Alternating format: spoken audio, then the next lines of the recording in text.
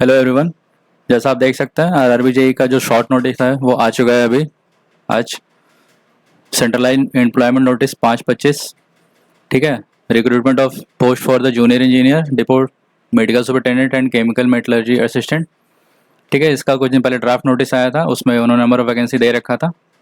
तो आज उन्होंने फाइनल कर दिया है कि ओपनिंग डेट ऑफ जो एप्लीकेशन है वो 31 अक्टूबर से है। ठीक है। और 30 नवंबर तक इसका डेट है ना। अभी सितंबर चल रहा है, मतलब एक महीने बाद 31 अक्टूबर को इसका एप्लीकेशन स्टार्ट होगा और 30 नवंबर तक चलेगा। एक महीना टाइम दिया गया। और junior engineer, depot material superintendent और केमिकल मेटलर्जी असिस्टेंट तीनों पोस्ट के लिए निकाला गया है ना। इंजीनियरिंग वाले के लिए जेई रहता है और डीएमएस में भी एलिजिबल रहता है।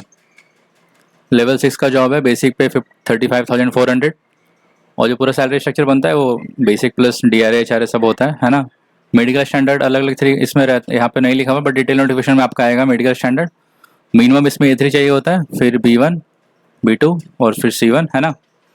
मतलब A3 से ऊपर नहीं चाहिए, मिनिमम मतलब चाहिए वो A3 पर रहेगा आपका, तो आपका काम चल जाएगा। और जैसे ALP इस समय A1 या A2 होता है तो उसका ज़रूरत नहीं है यहाँ पे। A3 से काम चलेगा यहाँ पे। A3 या उससे नीचे का भी सब अलग अलग पोस्ट के लिए वो नोटिफिकेशन जब आएगा तो क्लियर रहेगा, या फिर अगर आपको चाहिए होगा तो मैं बता दूंगा पहले भी। अलग अलग पोस्ट के लिए इसमें अलग अलग मेडिकल स्टैंडर्ड रहता है का। ठीक है। एज का जो इसमें लिमिट है 18 से 33 तक है। ठीक है। और एज का जो इन्होंने क्राइटेरिया डेट दे रखा है 1/1/2026, राइट, 1 जनवरी 2026 है। और वैकेंसी इन्होंने पहले बता रखा था 2570, सभी आर मिला के सारा ब्रांच का है। इलेक्ट्रिकल ब्रांच का इसमें जो वैकेंसी है इस बार ये है 1766। ठीक है। इलेक्ट्रिकल ब्रांच का वैकेंसी 1766 रहेगा। और जो इलेक्ट्रिकल ब्रांच है ना वो अलग अलग इसमें वो शो नहीं होता। वो इसमें जो ब्रांच एलिजिबल होता है, मतलब अलग अलग डिपार्टमेंट होते हैं रेलवे में, तो एक डिपार्टमेंट में अलग अलग ब्रांच के लोग भी एलिजिबल होते हैं। तो जो इलेक्ट्रिकल ब्रांच है वो किस में एलिजिबल होता है यहाँ पे हम बता देते हैं।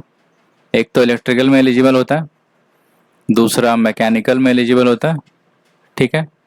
तीसरा डीएमएस में एलिजिबल होता है। यहाँ पे डीएमएस आप देख सकते हैं ना, डिपो मटेरियल सुपरिटेंडेंट है ना, ये डीएमएस का पोस्ट होता है। इसमें एलिजिबल होते हैं इलेक्ट्रिकल वाले, इलेक्ट्रिकल, मैकेनिकल, डीएमएस, फिर इलेक्ट्रॉनिक्स। ये basically signal and telecommunication है ना, एसएनटी डिपार्टमेंट आपको नोटिफिकेशन में दिखेगा जब डिटेल आएगा तो। और एक और जो डिपार्टमेंट होता है ट्रैक मशीन। ट्रैक मशीन एक पूरा अलग डिपार्टमेंट रहता है, इसके बारे में बताएंगे आपको अच्छे से। मतलब इलेक्ट्रिकल ब्रांच जो है इन पांचों में एलिजिबल है, इलेक्ट्रिकल, मैकेनिकल, डीएमएस, इलेक्ट्रॉनिक्स और ट्रैक मशीन। इन सबको मिला करके इलेक्ट्रिकल का इस पर 1766 पोस्ट है।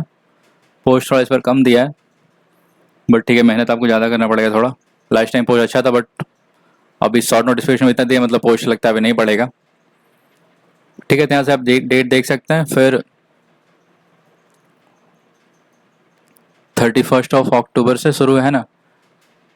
Candidates are strongly advise to verify the name using Aadhaar. ठीक है। ये सब तो आधार कार्ड मैच होता है और आधार कार्ड पर नाम वगैरह सही होना चाहिए आपका, है ना।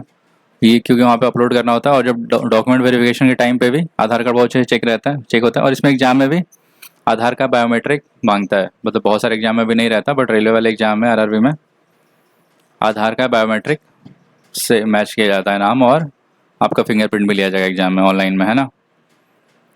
तो ठीक है, यहाँ पे तो इसमें इतना ही बता रखा है अभी। इसका फिर डिटेल नोटिफिकेशन आएगा।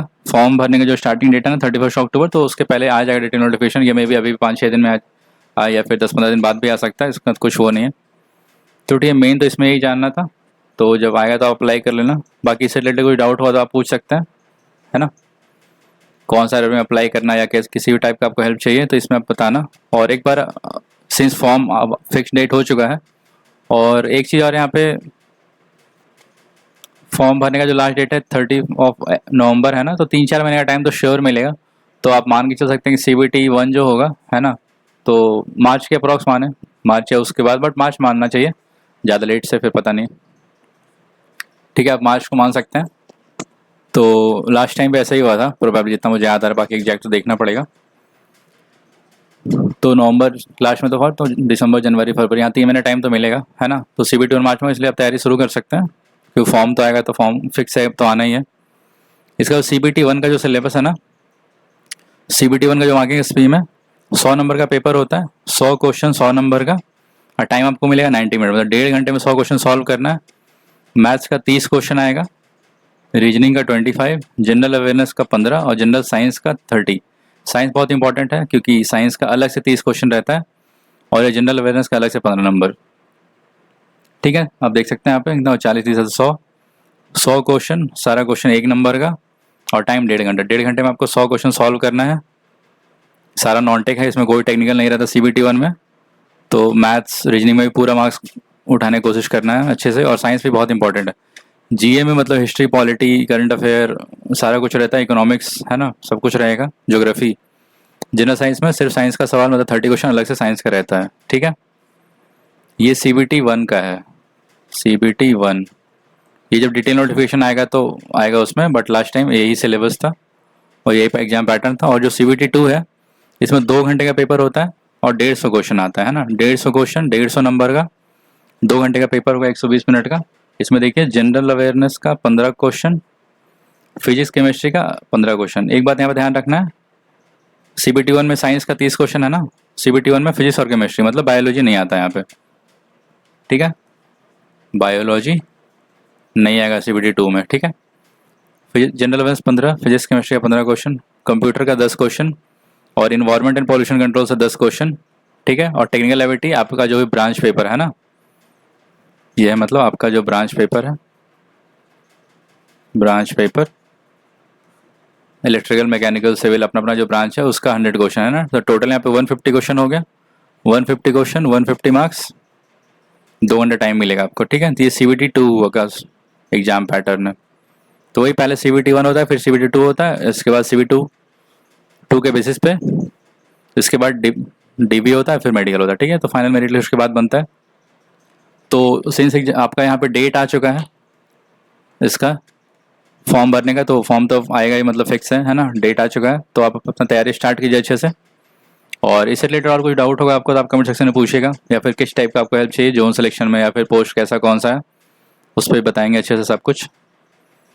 ठीक है, इस वीडियो में इतना ही। बाकी इससे रिलेटेड कुछ और अपडेट आता है तो हम फिर अपडेट करेंगे आपको। ठीक है, मिलते हैं नेक्स्ट वीडियो में। Thank you.